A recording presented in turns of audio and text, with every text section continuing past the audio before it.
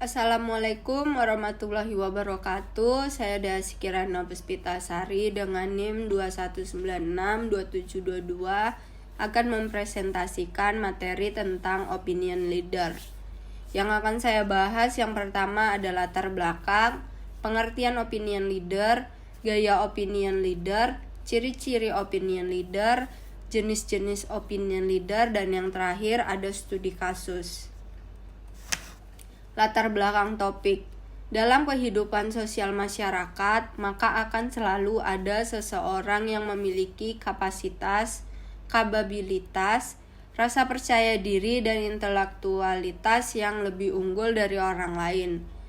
Dalam banyak konteks, dari zaman dahulu, kehidupan sosial masyarakat tidak bisa lepas dari kehadiran seorang opinion leader. Apalagi saat ini perkembangan teknologi informasi yang semakin pesat, maka opinion leader dapat dengan mudah memanfaatkan kepraktisan ini untuk menyampaikan pendapat dan mempengaruhi opinion dan tindakan dari masyarakat. Berdasarkan hal ini, maka kami tertarik untuk membahas terkait opinion leader.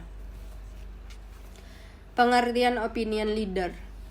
Opinion leader atau pemuka pendapat adalah seseorang yang relatif sering dapat mempengaruhi sikap dan tingkah laku orang lain untuk bertindak dalam cara tertentu secara informal. Menurut Van den Berg dan Hawkins, mereka berpendapat bahwa opinion leader dilihat sebagai penyumbang yang penting terhadap pembentukan pendapat atau pandangan umum mengenai gagasan baru, situasi, dan lain-lain. Jadi dapat diketahui bahwa opinion leader merupakan seseorang yang dijadikan sebagai acuan dalam menentukan sikap suatu kelompok. Opinion leader merupakan seseorang yang didengarkan dan sangat dipertimbangkan masukan oleh suatu kelompok. Selanjutnya ada gaya opinion leader. Yang pertama ada controlling style. Dalam karakter opinion leader yang pertama adalah bersifat mengendalikan. Gaya mengendalikan ini ditandai dengan adanya satu kehendak atau maksud untuk membatasi, memaksa, dan mengatur baik perilaku, pikiran, dan tanggapan komunikan. Dan yang kedua ada the equalitarian style. Gaya ini lebih mengutamakan kesamaan pikiran antara opini leader dan komunikan. Dalam gaya ini, tindakan komunikasi dilakukan secara terbuka. Artinya, setiap anggota dapat mengkomunikasikan gagasan ataupun pendapat dalam suasana yang rileks, santai, dan informal. Selanjutnya ada the structurist style. Seseorang opinion leader yang menganut gaya ini lebih memanfaatkan pesan-pesan verbal secara lisan maupun tulisan, memantapkan instruksi yang harus dilaksanakan oleh semua anggota komunikasi. Dan selanjutnya ada the relinquishing style. Gaya ini lebih dikenal dengan gaya komunikasi agresif. Artinya pengirim pesan atau komunikator mengetahui bahwa lingkungannya berorientasi pada tindakan atau action oriented. Komunikasi semacam ini sering dipakai untuk mempengaruhi orang lain dan memiliki kecenderungan memaksa. Dan yang terakhir ada the dynamic style.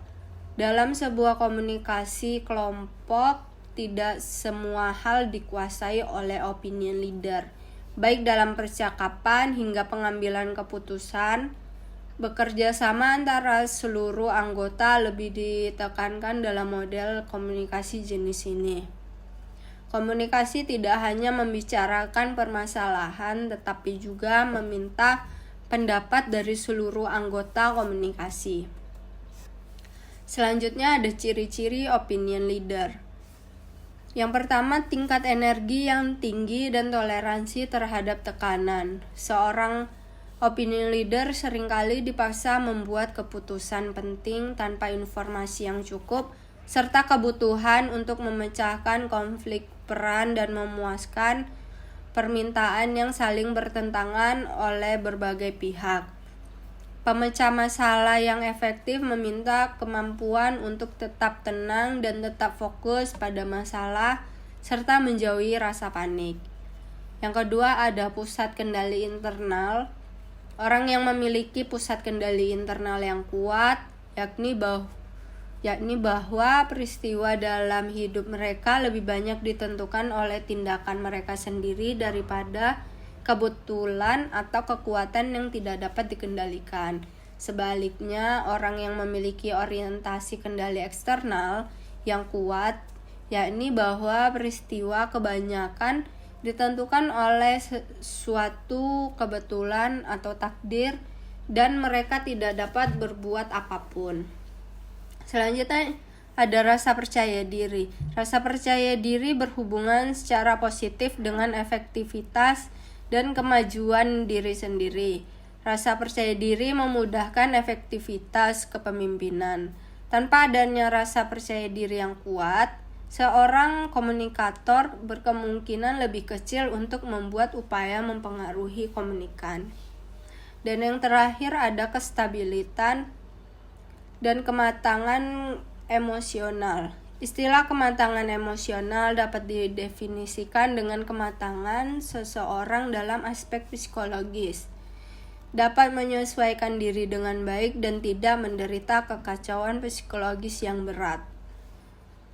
Mereka cenderung memiliki kesadaran yang lebih tepat mengenai kekuatan dan kelemahan mereka.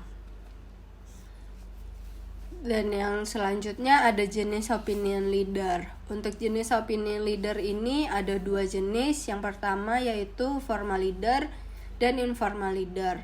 Untuk formal leader adalah pemimpin resmi, yaitu orang yang mempunyai fungsi dalam masyarakat karena diangkat secara resmi seperti para penjabat, pamong praja, kepala desa, kepala kelurahan, camat, bupati, guru, dosen, dan lain-lain. Untuk informal leader atau pemimpin tidak resmi yaitu orang-orang yang dikemukakan dalam masyarakat dan tidak diangkat secara resmi, tetapi cukup berpengaruh terhadap masyarakat di lingkungannya seperti tokoh-tokoh masyarakat yaitu tokoh agama, tokoh adat, dan sebagainya. Dan yang terakhir ada studi kasus. Di sini studi kasus diambil tentang Panji Gumilang sebagai opinion leader. Belakangan ini kasus Panji Gumilang sebagai pemimpin Pondok Al Zaitun menjadi sangat heboh dan viral lantaran ajaran dan pendapatnya yang tidak sesuai dengan syariat Islam. Sebagai pemimpin pondok, maka tentu saja Panji Gumilang akan didengarkan oleh para santri dan pengikutnya. Pada saat Panji Gumilang berkata bahwa saf dalam sholat harus memiliki jarak, maka para santri melakukan itu. Tentu hal ini menunjukkan bahwa Panji Gumilang merupakan opinion leader yang sangat didengarkan oleh para santrinya. Dalam konteks opinion leader, maka Panji Gumilang masuk ke dalam kategori informal leader karena dia merupakan pemuka agama. Selain itu, Panji Gumilang sebagai opinion leader memiliki rasa percaya diri dan integritas internal yang kuat, sehingga dengan lantang dan percaya diri dapat menyampaikan pendapatnya yang bertentangan dengan kepercayaan umum.